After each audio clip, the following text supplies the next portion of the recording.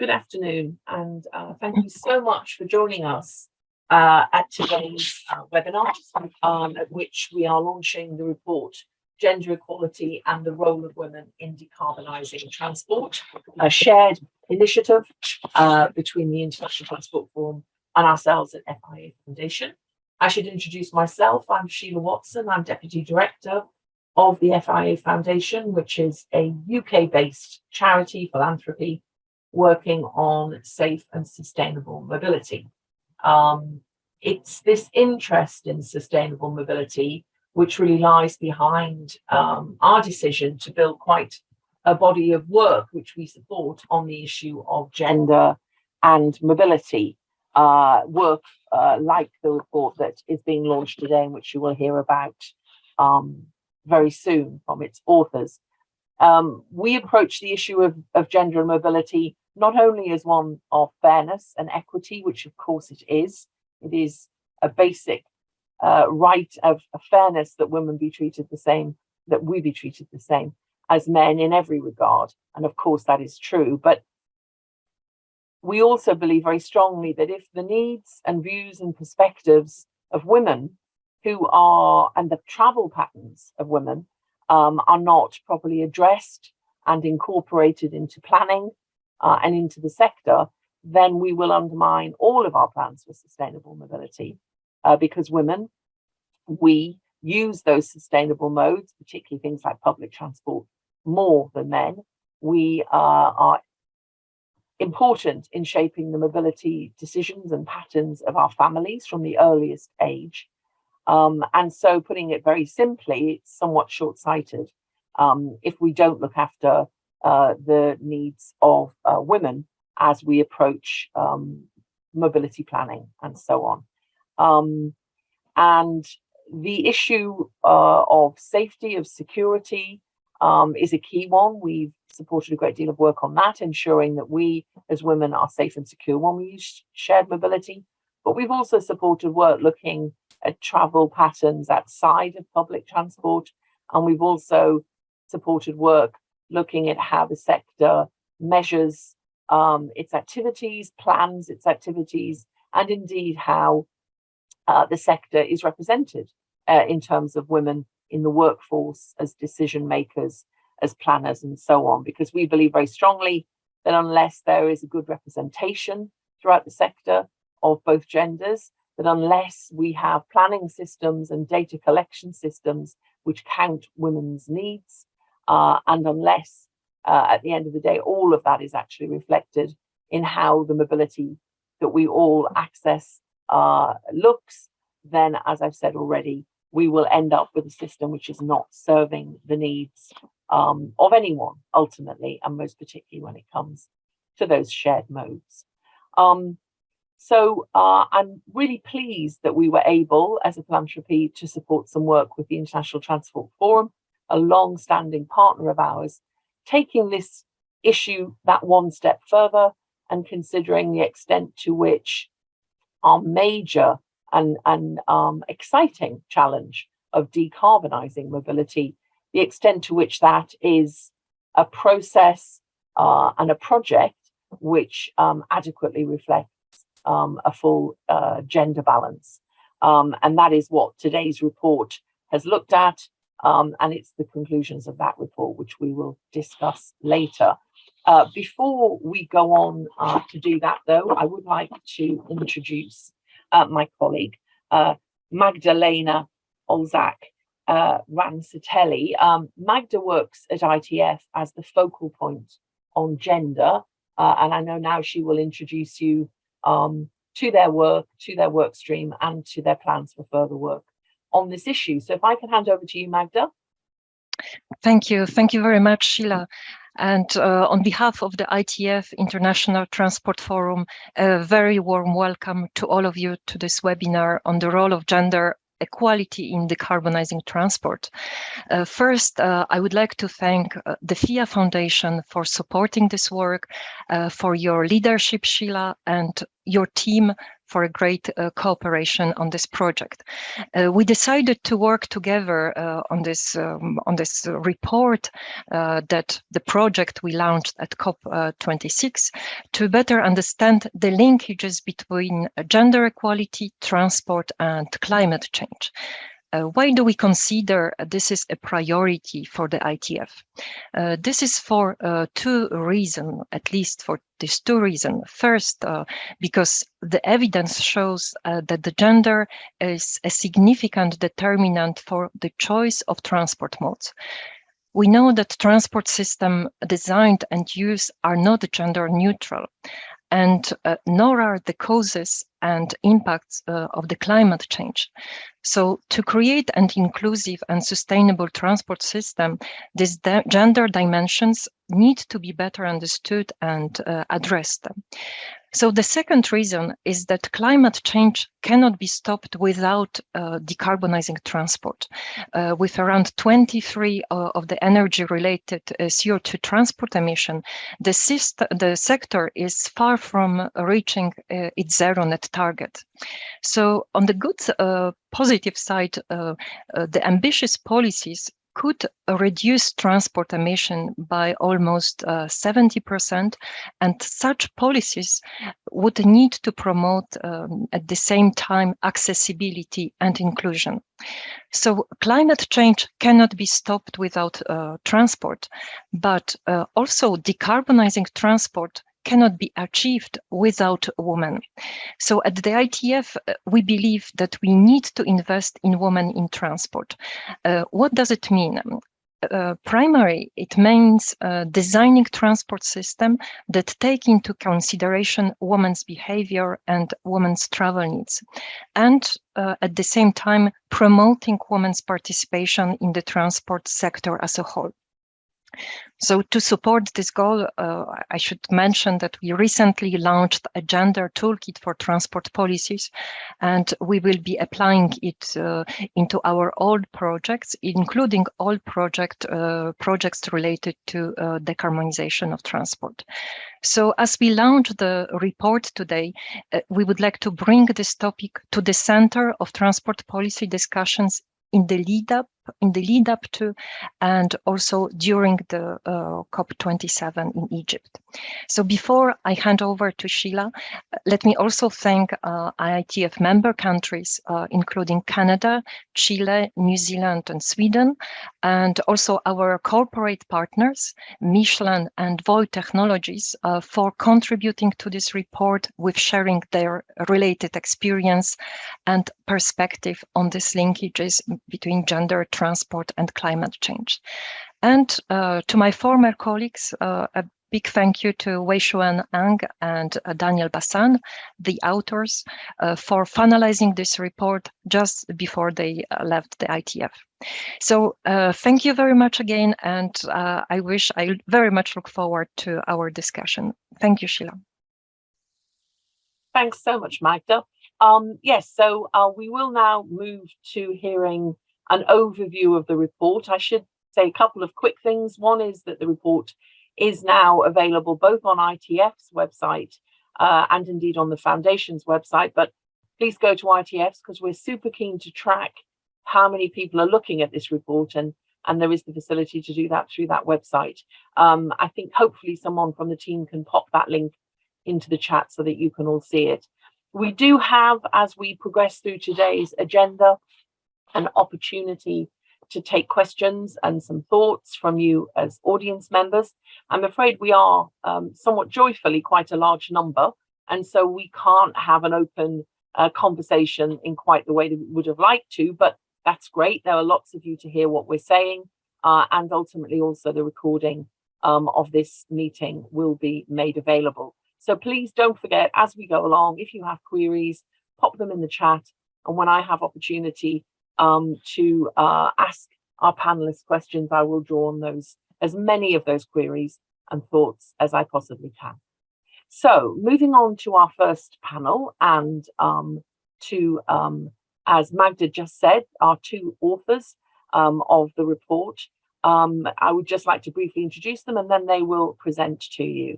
So our first author is Wei-Shiuen. Wei-Shiuen is currently Economic Affairs Officer at the Transport Division of the United States Nations Economic and Social Commission for Asia and the Pacific. I'm sure there's a short version of that, but I've read the whole thing out. But of course, Wei-Shiuen was formerly advisor on sustainable transport and global outreach at ITF, and that's where she led the development of the Transport and Climate Change Policy Brief, which ITF are increasingly well known for, and also, of course, this piece of work. So Wei-Shiuen, welcome. And then secondly, we have Danielle Bassan, the co-author of the work, who is a principal advisor at the New Zealand Ministry of Transport. So it's 1 a.m. for Danielle. We must be very kind. Perhaps we need to whisper if we have questions for her. It's very late and it's very good of her to join us at this hour. So Danielle's responsibilities focus on investment, managing public money. And before moving to New Zealand, Danielle's roles were in the UK government, in the UK's Treasury, Cabinet Office, and Foreign and Commonwealth Office, which I think now has a new name, but I'm not going to read that out. Anyway, welcome, Danielle. So I'm going to hand over to both of you. I understand you're working together on our presentation, and I look forward to hearing it. Thanks so much.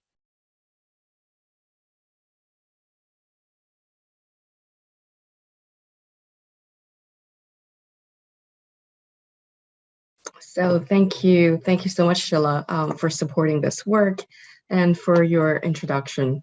So as you have mentioned, this is definitely a joint effort between the ITF and the FIA Foundation, building upon a series of previous engagements and collaboration that we have conducted previously.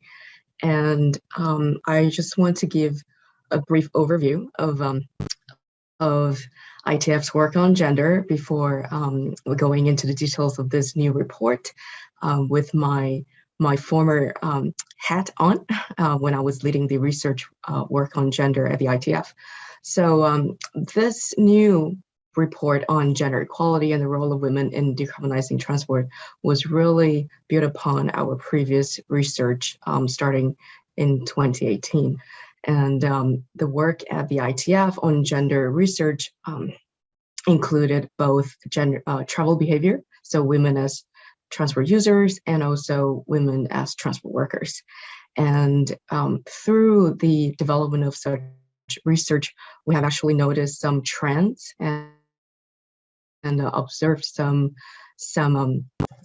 really interesting insights that actually led to the concept that we do need better governance and better policy. And so we know that the transport sector is not on track to meet our net zero carbon targets.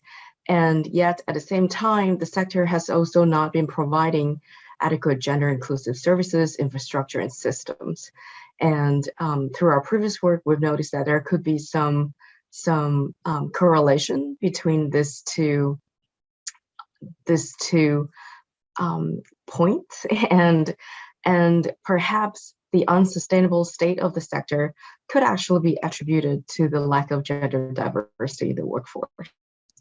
So this is an area looking at how policies can actually be synergized was actually one of the key objectives of this study, and to really look at how we can coordinate different policies, or gender equality and decarbonizing transport policies, and to actually achieve different objectives.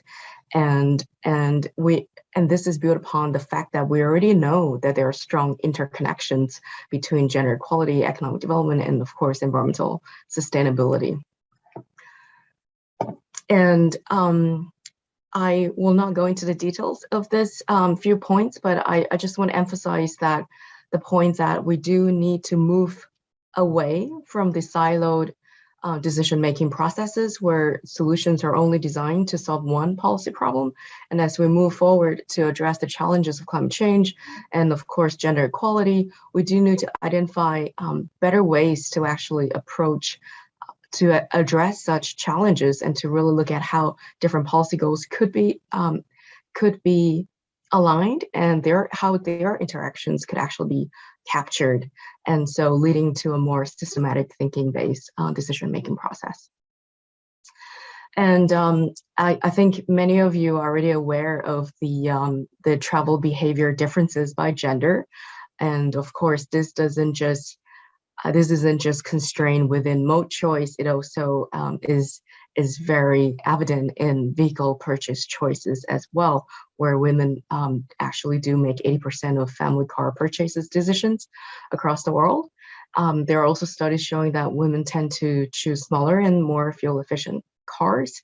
And so it is really critical for us to better understand how gender analysis could be integrated into decarbonizing transport measures that can not just help design more inclusive transport infrastructure, but also new vehicle technologies, which will include both electric vehicles and, of course, emerging mobility services. And another point that we've also included into this study is women as transport workers. There are already studies showing that women can be powerful agents of change for transport and climate change by introducing different norms, knowledge, and experiences to different strategies and policies. And so a more diverse team in the workforce can actually help design more sustainable transport for all users and not just women. And this is also a point that we have included in our research project, and to really look at how an increase in gender equality could actually be linked to an acceleration of climate action. And one of the frameworks that we've been using or referring to in our study is also the UNFCCC Gender Action Plan's priority areas. So the UNFCCC had actually created a gender action plan that was part of the Paris Agreement when it was signed.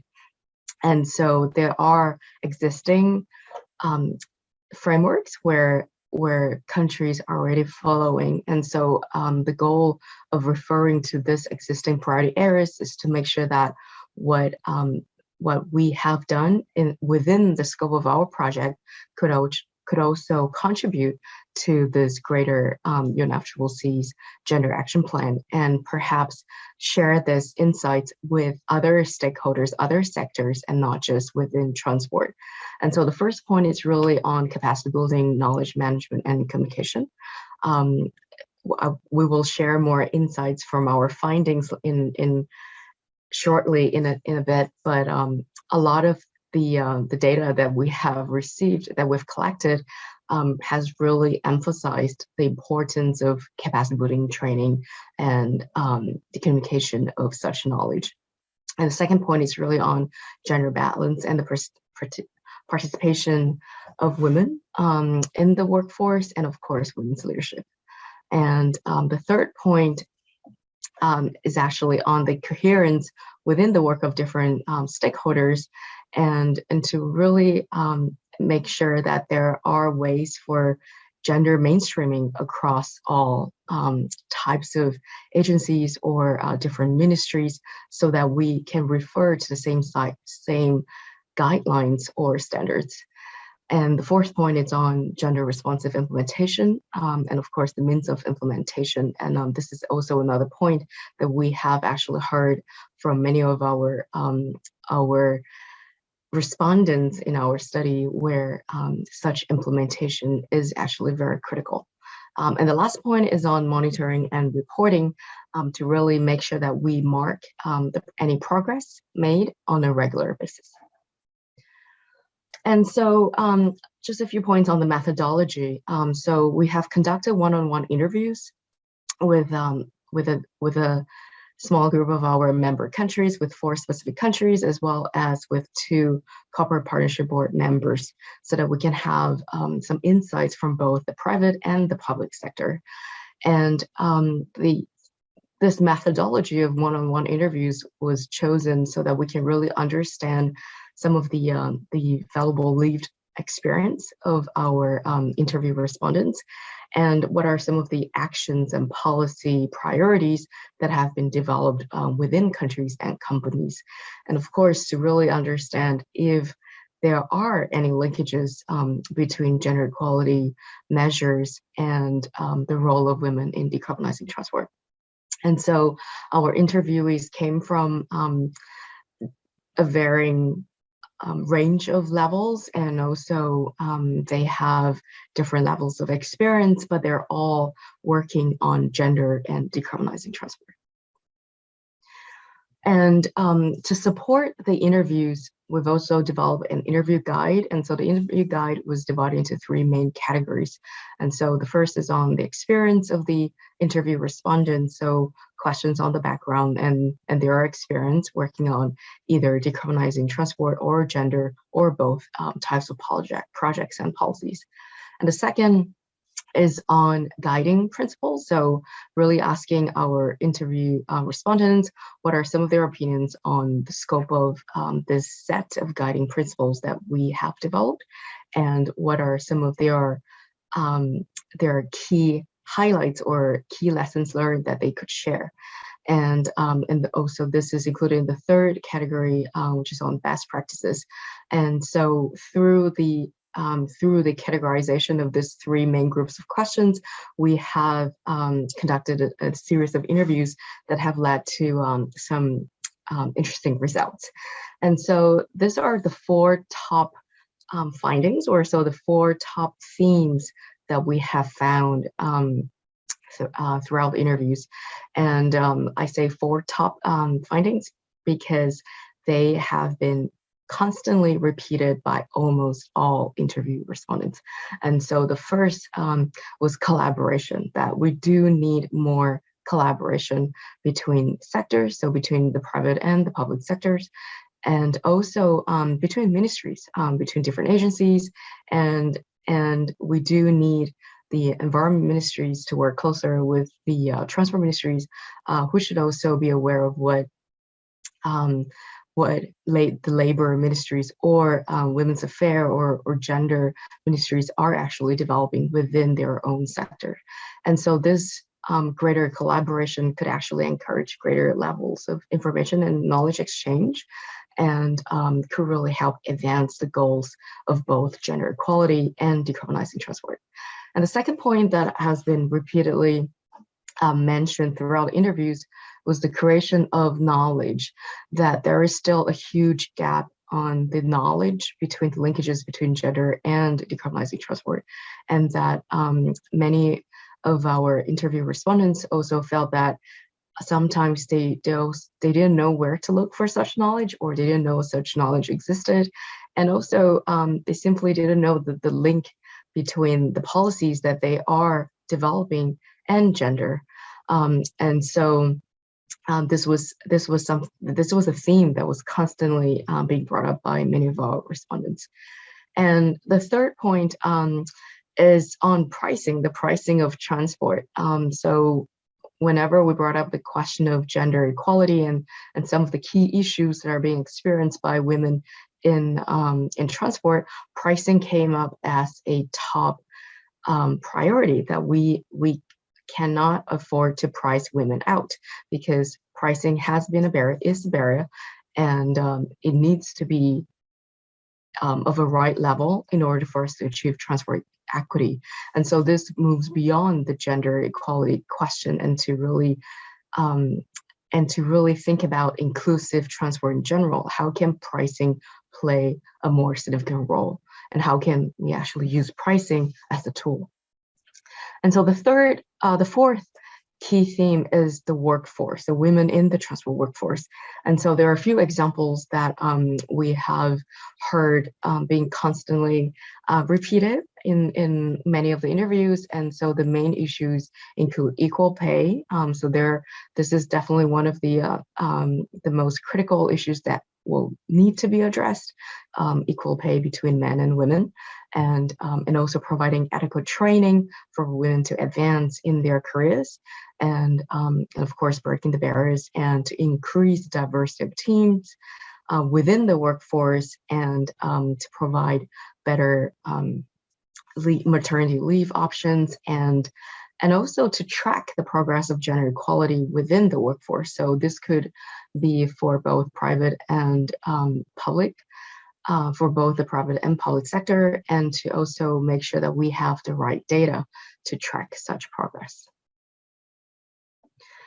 And so I have a few other points here on key findings that didn't actually occur in all the interviews, but they were still quite significant in a way. And I think it's very interesting that active modes has also been brought up, and it was always brought up within the context of safety, that walking and cycling need to be safer for women in order for us to increase the mode shares of walking and cycling. And also there was a point on gender-based analysis that was raised by a few of our interview respondents, that we do need better assessment tools so that we can evaluate our policies and regulations either before, during, and after the implementation phases. And finance has also been brought up as a key challenge, that there just isn't enough finance or budget to actually conduct such work, or to even work with other sectors or other ministries. And so joint work will require additional financing. And many of our interview respondents felt that there just isn't a budget for that at this moment. Public transport, of course, was another theme that was brought up. I think this is something that a lot of people think about when we talk about transport and climate change and gender equality, and so this is an area that we need to consider women's preferences and travel patterns, and again, the issue of safety was emphasized again, and also the improvement of accessibility. And the last point is to really provide training, not just for staff, but also for policymakers, to increase the awareness of the linkages between gender equality and decarbonizing transport policies. So those are our key findings, and I will now give the floor to Danielle, who will continue the presentation on our guiding principles. Thanks, Wei-Shiuen. So as Wei-Shiuen mentioned, we've got these key findings, but how do we turn them into practical action? What's really going to make a difference? So based on these common themes across our interviews, we've derived some specific actions that could be adopted by countries or companies to improve gender equality and decarbonising transport measures simultaneously. So these are arranged under those four guiding principles, which mirror the relevant UNFCCC Gender Action Plan priority areas that Wei-Shiuen mentioned earlier, and which are on the screen now. So I'll take you through our actions on the next slides.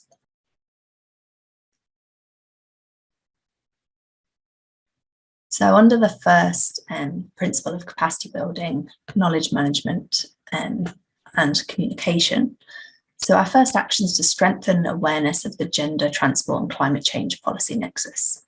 Having more research and knowledge on gender, transport and climate change is fundamental to the understanding of where and how they intersect and overlap. Linking these policy areas carries huge potential to reach climate change targets in transport, but there's currently little awareness of their potential synergies. It's certainly not a topic that had crossed my mind before I started this project during my secondment to the ITF. So if people don't know about it and don't realise how much further they could go in decarbonising transport and in gender equality by addressing both together, then they won't do anything about it. So that takes me to our second action, to adopt gender-based analysis when considering decarbonising transport policies, just on that previous slide still. So any policy that affects behaviour will have a gender dimension that needs to be assessed. To do this, it requires everyone working on decarbonising transport and other relevant policies to be given tools and training to conduct gender-based analysis, as we found from our interviews. So decision makers will also need to set the expectation that the analysis should happen and that it will feed into policies.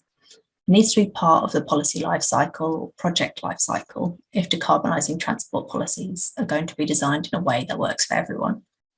So it needs to begin at the problem definition or project conception stage so that it's part of the policy consideration right from the start.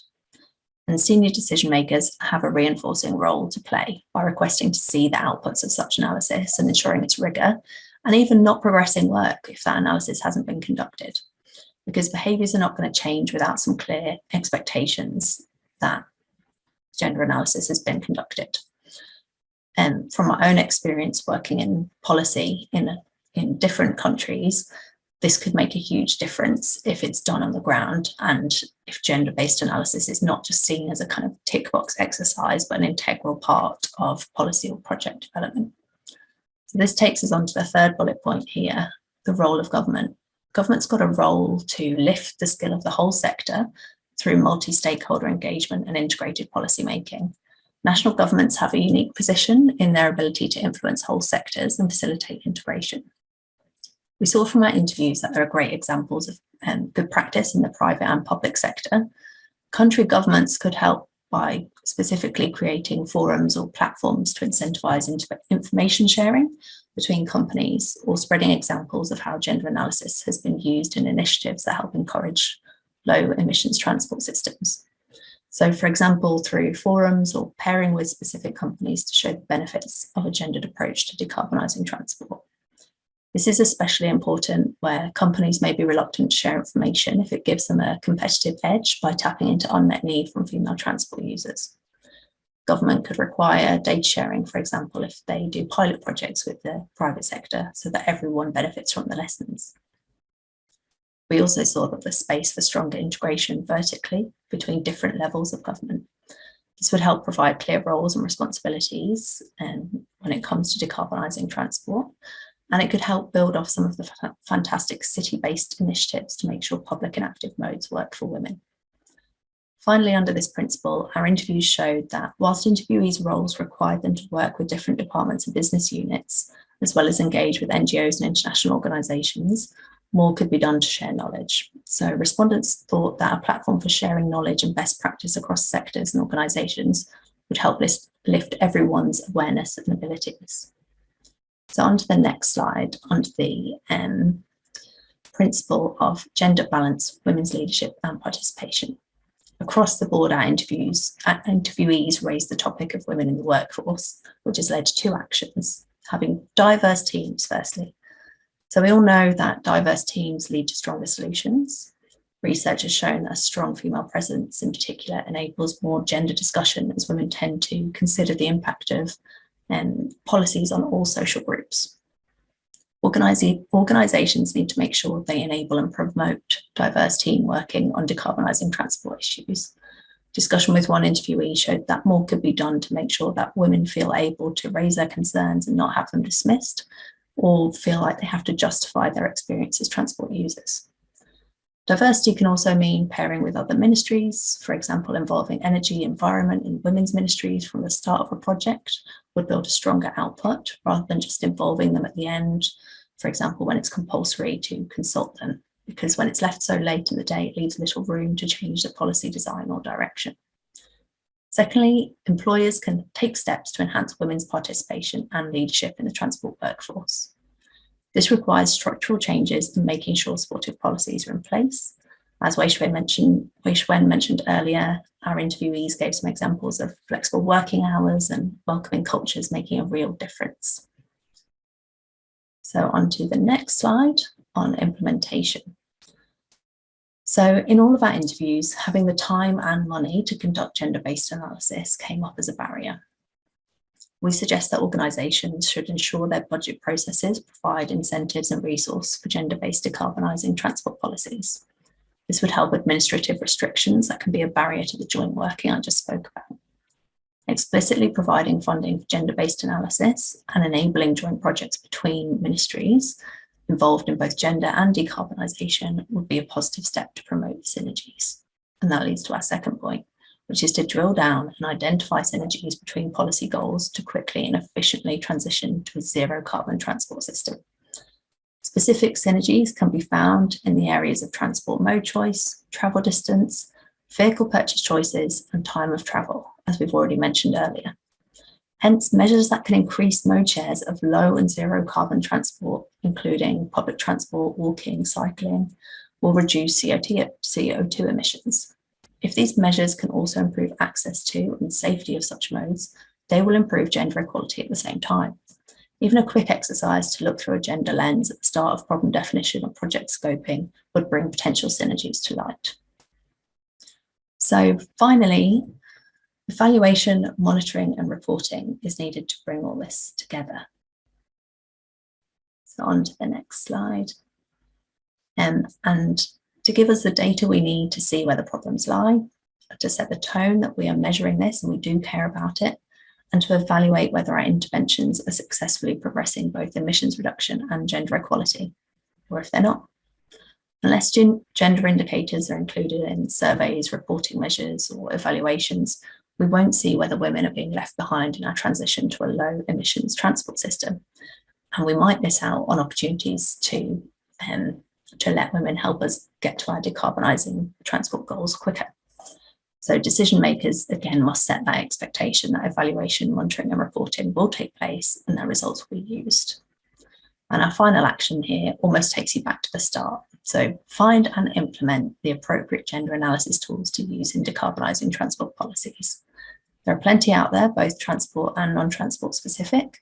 The ITF Gender Toolkit, from which these icons on the slide are taken, provides some practical checklists to help organisations get started. So in conclusion, onto the final slide, we took from our interview findings these conclusions, and to summarise our principles and what we want you to take away from today and back into your organisations is that there's a lot of guidance out there on how to conduct gender analysis. So just find it and get started. Increase collaboration across sectors and organisations vertically and horizontally to align transport and gender goals. Then in your work, consistently conduct gender analysis and then share those results so that others can learn from you and do the same, so that you can see the results of your own interventions. And so all that remains is to say thank you for listening, and I'll hand back to Sheila. Thank you very much, Danielle and Wei-Shiuen, and for combating the problem you had there with sound so ably. Before we move on to our next panel, the chat is an active and interesting place. So now that you're not presenting, you can take a look yourself. There were a couple of questions which I will just put to you now, if you can be super quick in answering them. A methodology question, which has kind of two parts. One is, when you talk about safety, what kind of safety do you mean? Do you mean personal security, or do you mean, as it were, road safety, the safety of people as they move about? And secondly, quite a lengthy point there by Claire from Michelin about sample size. What do you take from the fact you had actually few returns from your ITF member countries in terms of how important this issue really is to them? So those are quick methodology questions, maybe for whoever wants to take those. And then a more general question, which is, when you look forwards and you talk about collaboration, you want to make things better. We all do. What's your take on how that works in a developing country as opposed to elsewhere? So if between you, Wei-Shiuen and Danielle, you want to take just a few minutes to answer those? So I can take the questions on the safety, road safety, and also the methodology question. So for safety, it was specifically for personal safety, so the safety of women using public transport services or transport services in general. And for Claire's question about methodology, so no, we did not actually ask all of ITF's member countries to respond to our interviews. Actually, in fact, it was a selected number of countries that we've approached because of their gender equality and decarbonizing transport policies, existing gender equality and transport policies work. And so it was actually a very selected few.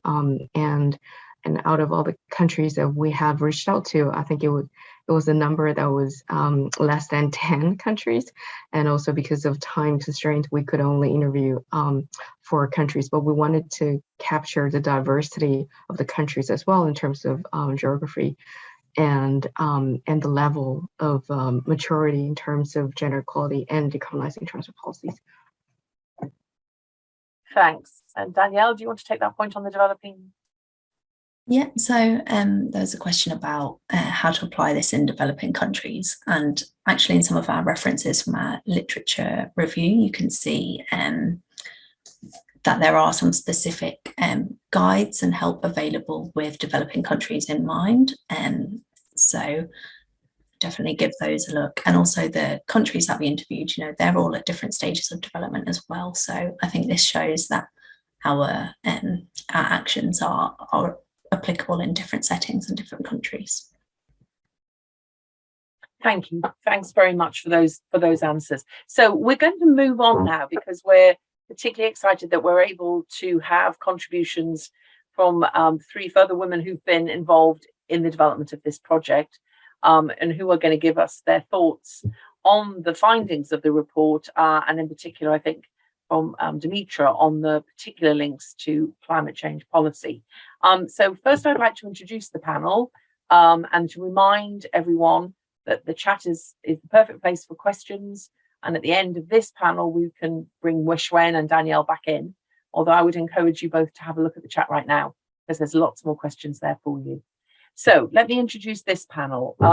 First, we have Natalia Ramirez-Gonzalez, who is currently working as a gender advisor in the Ministry of Transport and Telecommunications in Chile. And so she's going to give us some perspectives from Chile's experience.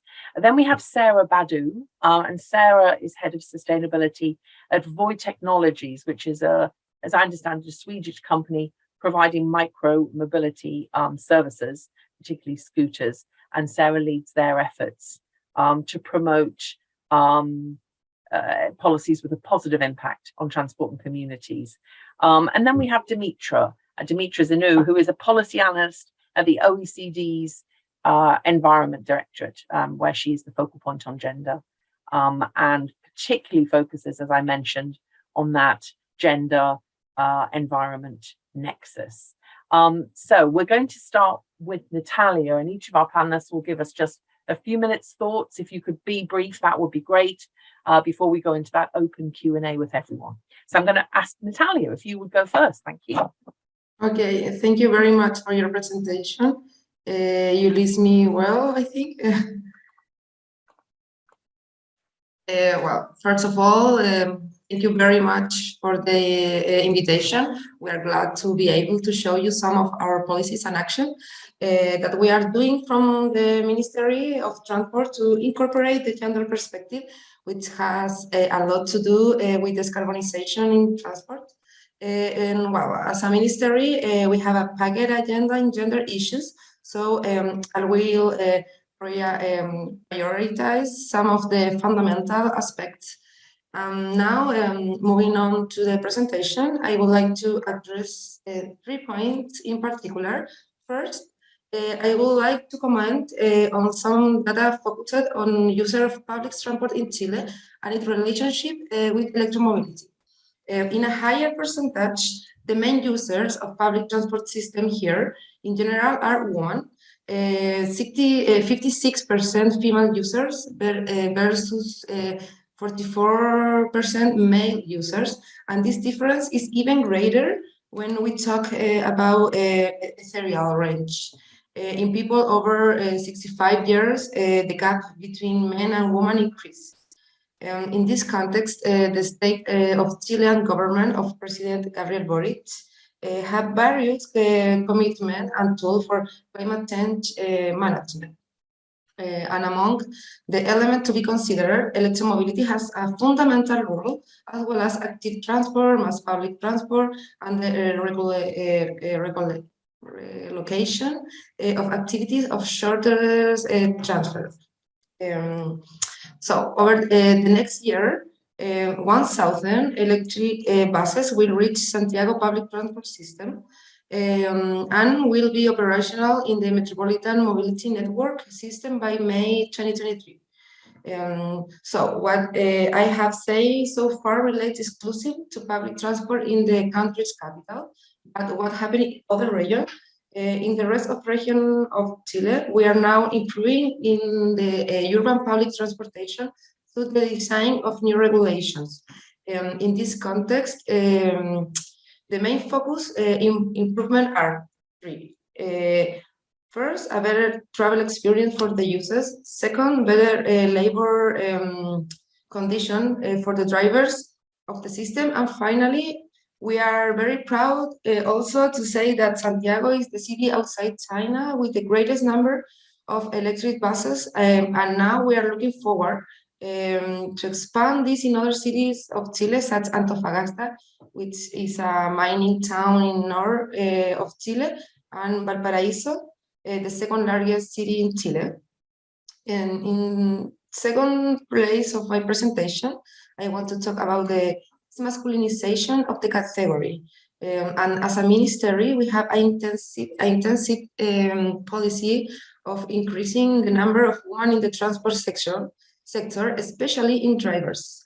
In this sense, the electromobility allows for facilitating this objective.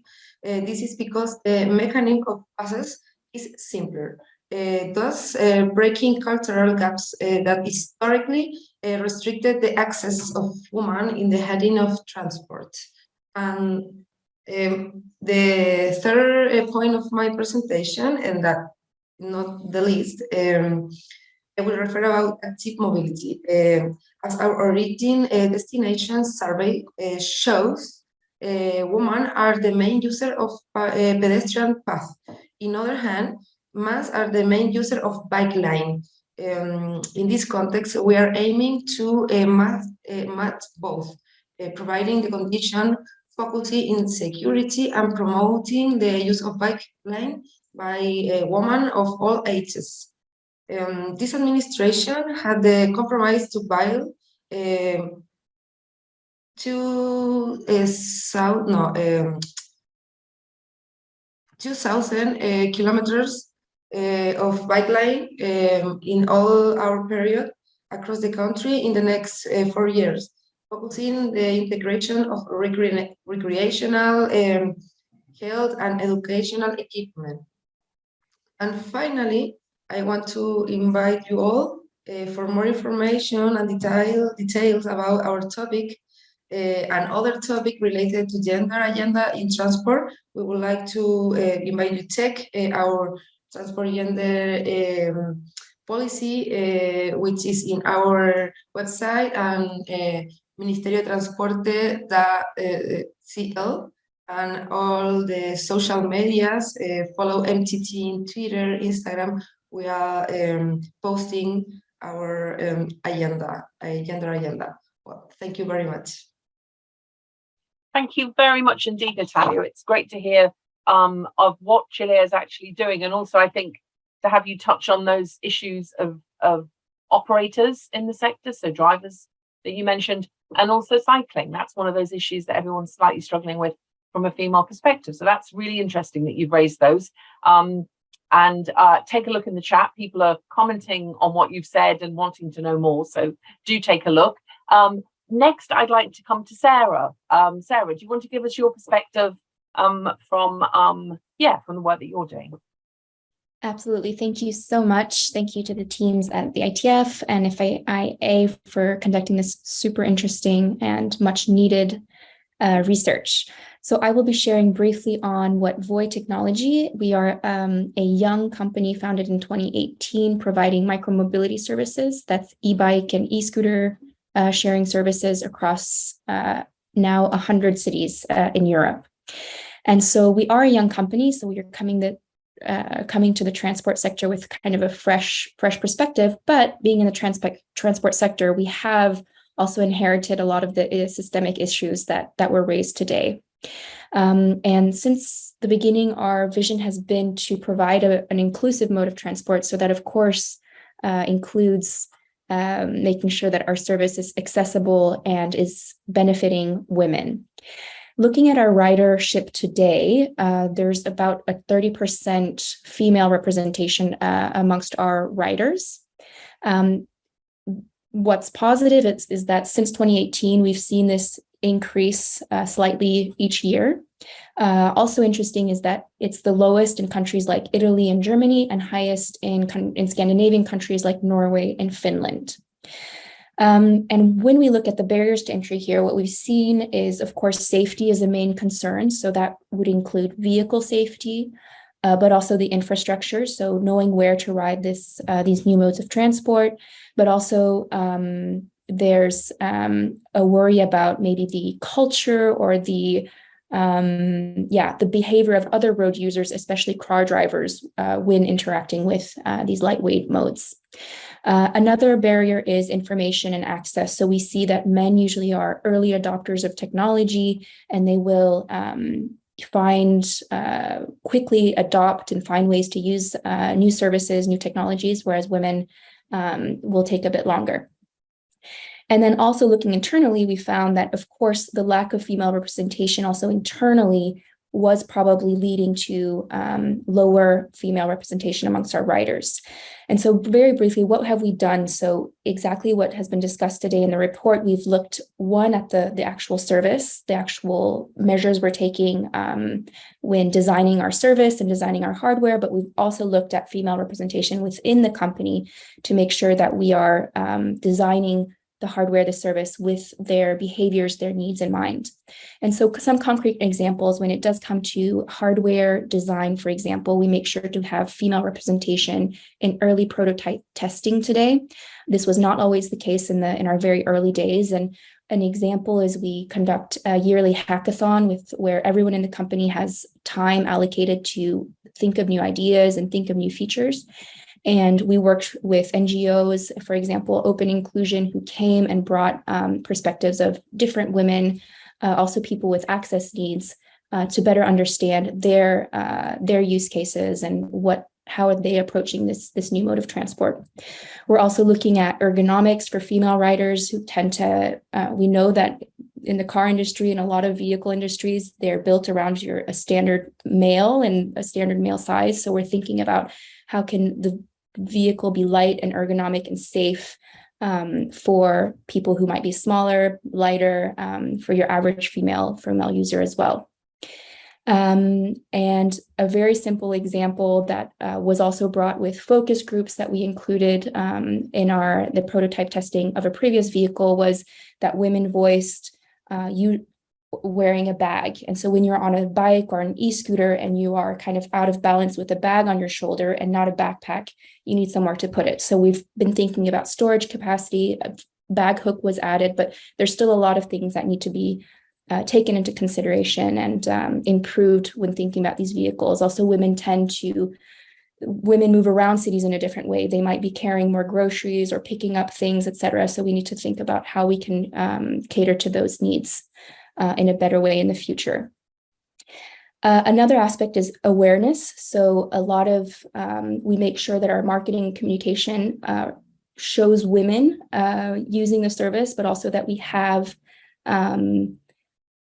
events that focus on women and teaching them about the service, how they could benefit from it, how they can access it. And this also can be done for people, for example, older people or people with access needs. And then when looking internally, we've done a lot of things that were mentioned today. So focusing on training and awareness, making sure that we have a training program internally on diversity in recruiting and how to do bias-free selection decisions. Understanding our cognitive bias during recruiting sessions. We have toolkits for managers so they understand why it's important to have a diverse team and how that can positively impact their team's performance. We hold diversity workshops. We also have an internal mentoring program. And then I would also say, just in closing, what's important, I think we can share with policymakers is that, for example, with our modes of service, we tend to tender a lot to be able to propose our service in different cities. And we haven't often seen the gender aspect included as a tender criteria. So that would be an interesting thing to consider. And then, of course, invest in infrastructure so that when people, these non-early adopters, start using these alternative modes of transport and sustainable modes of transport, they can do it in a safe environment. Thank you so much. I'll hand back over to you. Thank you so much, Sarah. What a rich contribution. And certainly we're seeing that there is a great deal taking place in your organization to really get down into the weeds and work out how to make change. I think the point you make about testing was a one I think we'll all recognize from the other less new sectors of transport, that, you know, all of the safety testing and so on, and comfort testing is done on male bodies and not female bodies. So very important insights. Thank you very much. I'm sure people will have further questions. So now finally we come to Dimitra. Thank you, Dimitra. It will be interesting to have your take, especially having heard what you've heard from the others so far. Thank you for giving me the floor and for giving the OECD Environment Directorate the opportunity to share with you some of our work that, of course, links to what we've been hearing all day. I'll dive into it quickly, as we are. I don't want to take too much of your time. So at the OECD, we've been working on the so-called gender environment nexus. That is the understanding that gender equality and environmental sustainability are interlinked and intertwined. The nexus can be understood by recognizing, on the one hand, the extent to which slow progress on environmental goals affects the condition of women and men differently, hindering gender equality. And on the other hand, how gender equality and women's empowerment can deliver some positive impacts on the environmental goals as they are set out in the 2030 agenda and the SDGs. In 2021, we already released a report called Gender in the Environment, Building Evidence and Policies to Achieve the SDGs. And the main argument of the report, going through 9 different environment-related SDGs, is that gender equality and environmental goals are mutually reinforcing. Of course, as was done in the report that we saw presented here, the publication looks at the interlinkages and looks at the different approaches to bring together gender equality with environmental policies from our side, using the SDG classification, but it also looks at existing OECD relevant policy frameworks, such as on sustainable infrastructure, on budgeting, on financing, etc., to bring together available evidence on the topic. That's both for OECD and for non-OECD members. Now, I won't go into much of the specifics of the publication, but I'd say that the 3 key findings from there was that there was a link, there's a weak link between gender equality and environmental sustainability in the SDG framework. And I believe that the work that we saw now today from the ITF report on decarbonization could actually help overcome this weak link, especially in relation to transport. Second, that there is a need to collect gender disaggregated data in relation to the environment and environmental policies. And third, which I find very interesting, is that the green transition is a unique opportunity to bring more women into the labor force and, of course, give them higher paid jobs. So as a follow-up to that work, we released this year in July a country report on empowering women in the transition towards green growth in Greece. In this report, we looked at specifically on Greece's policies, on evaluating the impact of environmental policies to gender equality and women's economic empowerment, as well as assessing whether national gender equality policies advance environmental sustainability. The report concludes with a list of 30 recommendations. I won't go through all of them, of course. Even though they're specific for the country, they are, of course, adaptable to other countries. I'll just mention the basic points, which are in line with what we heard already on decarbonization, actually. First, on environmental leadership and decision-making, that it is important to pursue gender parity in decision-making bodies related to environmental planning, introduce awards or other incentives for women participating in environmental leadership and decision-making, and encourage women's voice to be heard in public consultations, which is, of course, women are allowed to do that, but they're usually not even aware of the topics, or they don't even themselves cannot see that a policy that might be suggested is not gender neutral. Therefore, they need to be a bit more active. Secondly, on gender mainstreaming, there's a need to improve data and statistics to both collect sex segregated data and gender sensitive data. Introduce gender budgeting and gender sensitive financing, measure gender differentiated impacts of environmental policies and decisions, focus on gender-sensitive sustainable infrastructure specifically, and introduce capacity building on all the above topics. And moving on to just transition and the circular economy, there's a need to prioritize eco-innovation and STEM education for women and girls. It's done in most countries, but not everywhere and not at the same rate. Progress with targeted vocational training and educational programming to include women. Advance with reskilling and upskilling programs that are gender balanced and cover not only brown sector workers, but also workers from other sectors that are also affected by government decisions to move away from fossil fuel. These are decisions taken in many European and other countries at the moment. And introduce gender-sensitive green skills in national skills strategies. And finally, a point on women as sustainable consumers. What we heard from the decarbonization reports, that women's behavior is very friendly towards specific types of modes, etc. That applies in general to consumption, I would say, from some findings that we already have.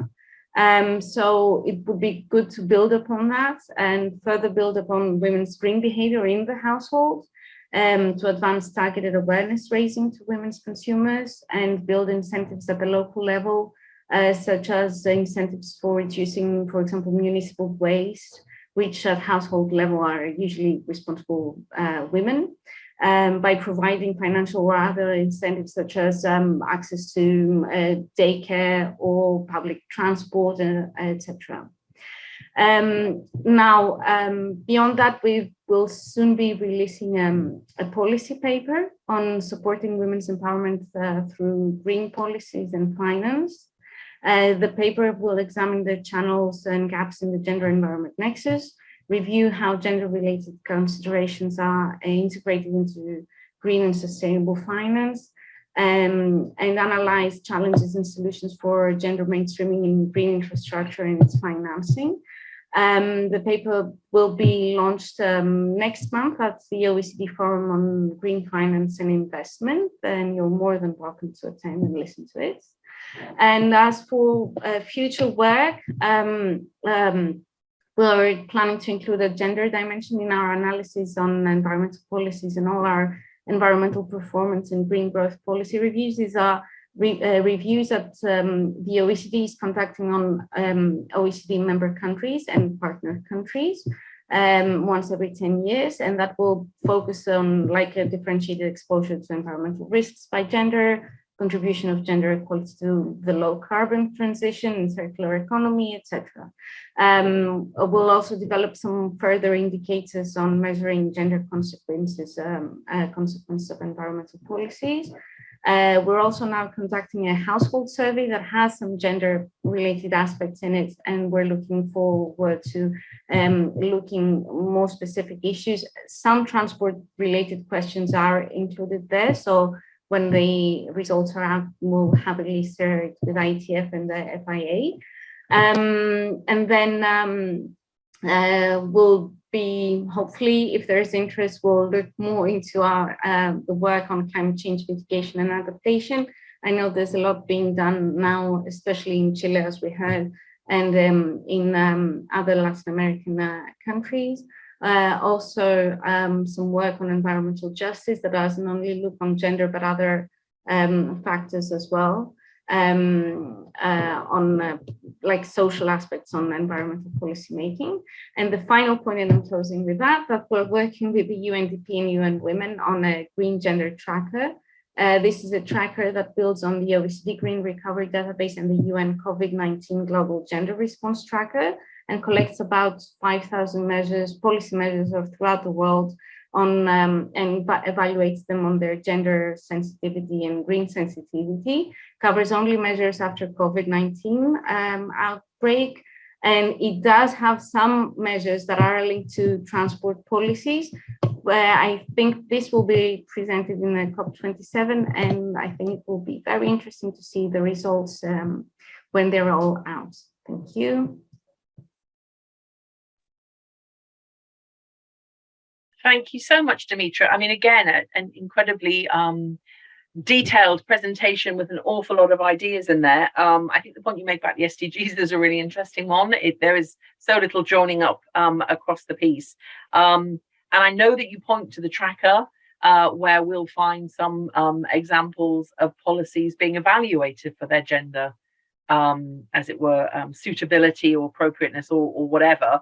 And a lot of the questions and thoughts in the chat are asking whether we can be more specific, what is specific to decarbonisation that we want to have a gender perspective on it, and what would a sort of ideal gender balanced climate change, environmentally friendly policy look like? Now, I know, as I say, you pointed to the tracker, Dimitra, and Danielle, you pointed to the report itself, focus on good examples, but not everyone can see those now. So I wonder, maybe Danielle and Wei-Shiuen as the authors, could you just give a couple of solid examples of the how and why, as it were, a policy can look better because it's had a thorough gender perspective taken?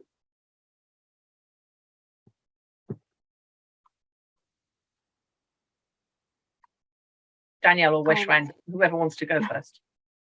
So maybe I can just quickly share some responses to those questions. So,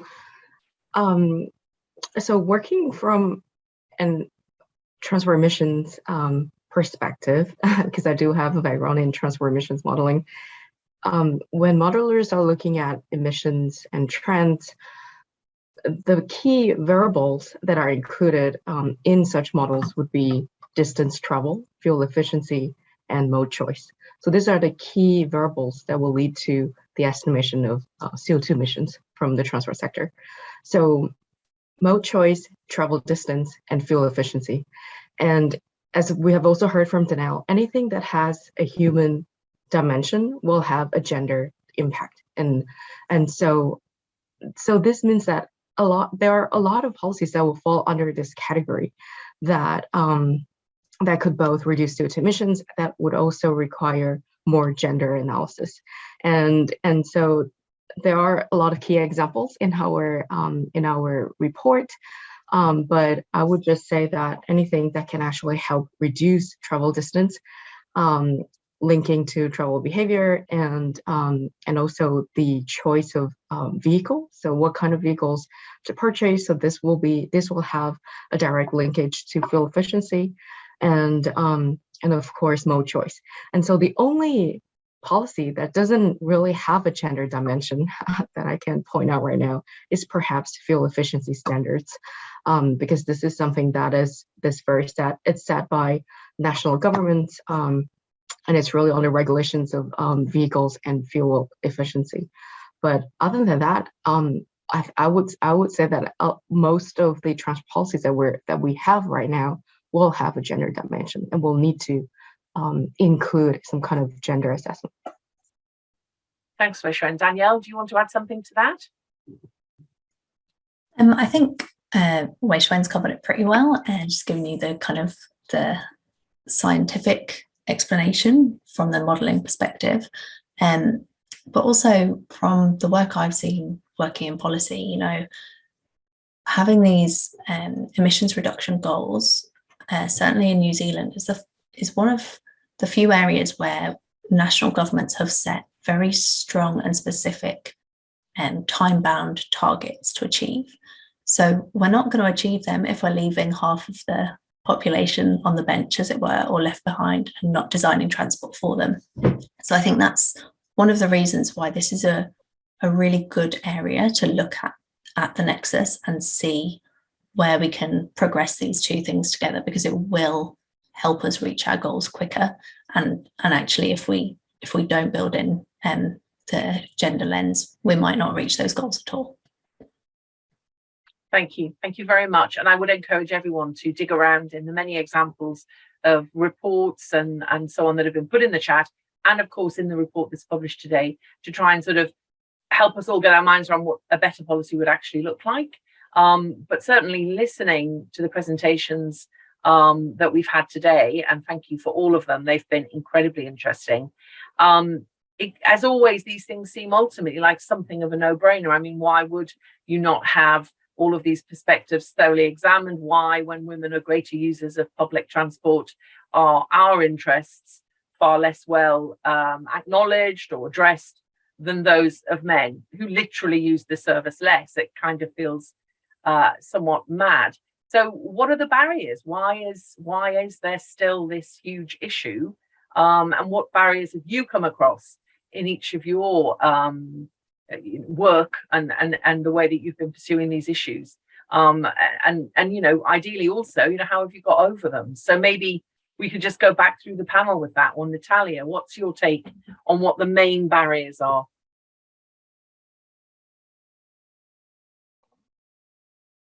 I want to add something, a few things about my presentation of something I read in the chat,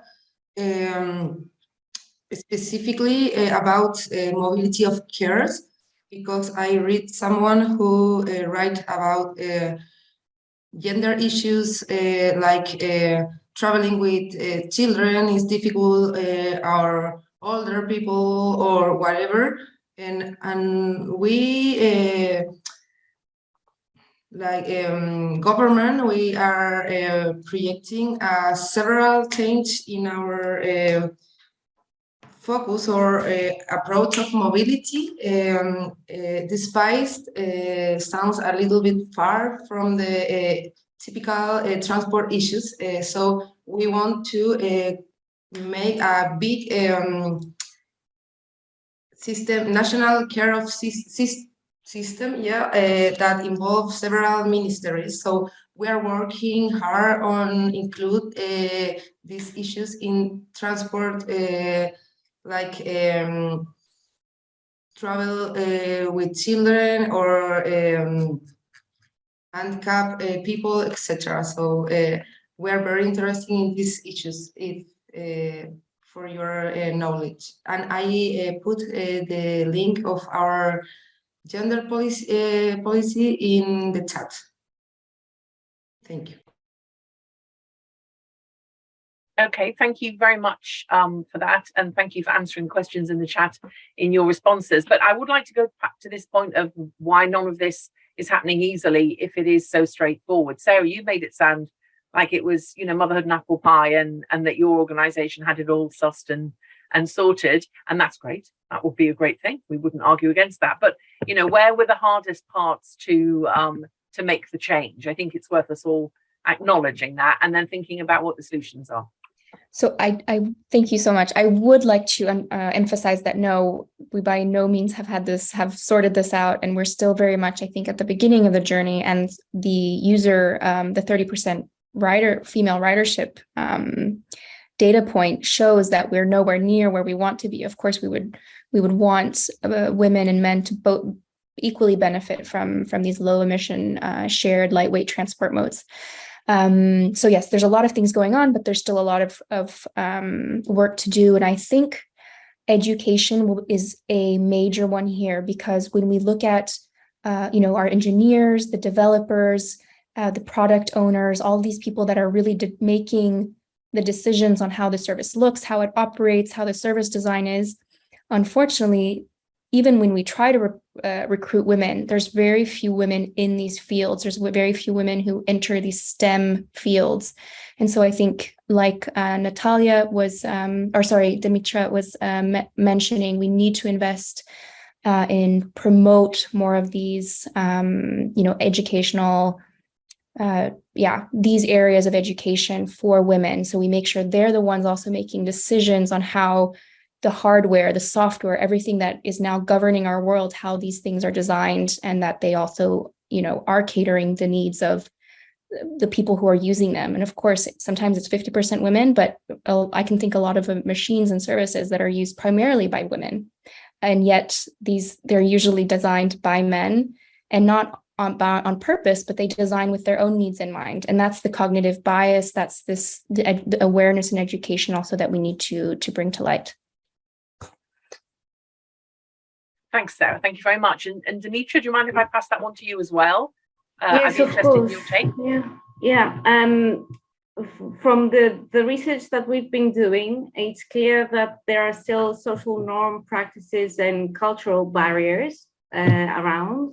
So we need to get over this first before we can actually move to full gender equality, let's say, in our policy making. I mean, these barriers or these perceptions that already exist do influence how policies are formulated. The fact that a lot of people still believe that a lot of policies are gender neutral or they don't have any effect on gender. STEM is, for example, one of the points, and education, of course, is very important. But even in OECD countries, we do see a large number of women participating in STEM, or at least girls being aware, being good at math, for example, at school, but then for some reason they do not apply for education in STEM. Or even when they do, then women do not stay longer than 5 years in the workforce, because then they decide to have a family and have kids, and for some reason they cannot do both. Okay, these are things that we need to address. They're more basic than going through specific transport policies or climate change, etc. We might believe that these are issues that we've solved already, but we haven't, actually. So looking at work-life balance, it was mentioned in the chat, looking at flexibility in working hours, providing, I don't know, support for childbirth and child rearing and everything. These are basic things that we need to have in order to allow women to start from the same basis as men and actually get more into the fields such as transport or environmental policies that could actually help them to progress with the change that we need. Thank you very much. Magda, perhaps you wanted to come in here. I see your hand is up. Yes, thank you, Sheila. I just wanted to add one point, because in fact, at the ITF, we ran a special survey with our member countries, and we have received the survey, the answers from 28 member countries about their challenges in mainstreaming gender into transport sector. And of course, as other colleagues mentioned, there were a number of challenges related to education, stereotypes, work participation, but also the financing questions and data, but still the questions related to raising awareness. It seems that we got so far with these questions related to gender equality, but still raising awareness. Why is it important? Why we need to work collectively on this? It's still a big issue. So it seems that there are lots of discussion. We are at this stage that we can take it as for given that it's important, but it still remains an important issue.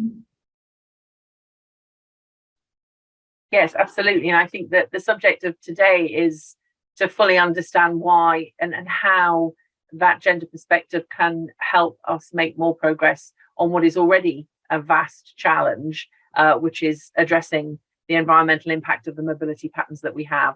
And I think it's amazing that we've had quite so much detail from all of our participants on the ways in which those questions can be answered and the examples of good practice that are already out there. Before we sum up, sorry, Danielle, do you want to jump in and make another point? I just wanted to add on the issue of STEM subjects. We heard from our interviewees some good examples of getting women and girls in from schools to see typically male jobs, and ensuring that on those days the female workers were present and working and showing that it is a viable career path and not male dominated as people might think. And I just wanted to say, from a kind of central government point of view, in terms of barriers, something that I've seen throughout my career and that we heard from interviewees really is that point on kind of funding and having the time to do this analysis, which is why our report really emphasises the need that decision makers need to set the expectation that gender analysis will be done, the results will be used, and evaluations will take place. Because if that expectation's not there, policymakers won't have time and they won't prioritise. And perhaps they will if the awareness is there, but certainly without that there won't be the time, given how many requirements there are when you're making policy. Absolutely, and that makes great sense. And it's interesting. This reflects some of the conclusions of work recently done by the Sustainable Mobility for All initiative, which has been looking hard at gender as an issue, and which concluded across those sort of three roles, as workers, as decision makers, as leaders. How do women, how are we showing up, and what is the impact of us being involved? And actually, the Gender Working Group of the Sun for All initiative has decided to focus on how to support women in the sector. And that's something we haven't touched on in any detail here. And quite rightly, we've said a lot about what needs to be done to set the framework. But ultimately, there is absolutely no shame in working together as a group, supporting each other, sharing good practice, and addressing some of the issues that you've touched on, things like work-life balance, childcare, and so on. And also just mentoring each other in a way which offers the sort of support you need when, in very many cases, you're very much the kind of minority in the room. There's so much more we could talk about. We touched on data. That's something which the foundation has supported some work on recently, led by Heather Allen. As I just mentioned, the Sun for All initiative is looking at what might support women in the sector, and that's going to come out quite soon, led by Polis, the City Network. And I really can't emphasize enough the wealth of material that was put into the chat. I noticed me by the European Investment Bank, for example, early on, and many other things followed. So do take a look at that, and we will endeavour to save that chat and circulate it so people can see it. So really, I just want to say thank you all very, very much, not only for your presentations here today, but for the work that you're doing, and the insights that you've offered us.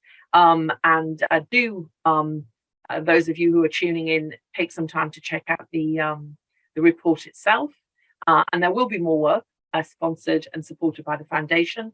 This is an issue which, for all the reasons you've all mentioned, we see as being crucial and important. So once again, I thank you from ourselves. Thank you from the International Transport Forum for coming here to speak today, and also for attending, to those of you who've tuned in.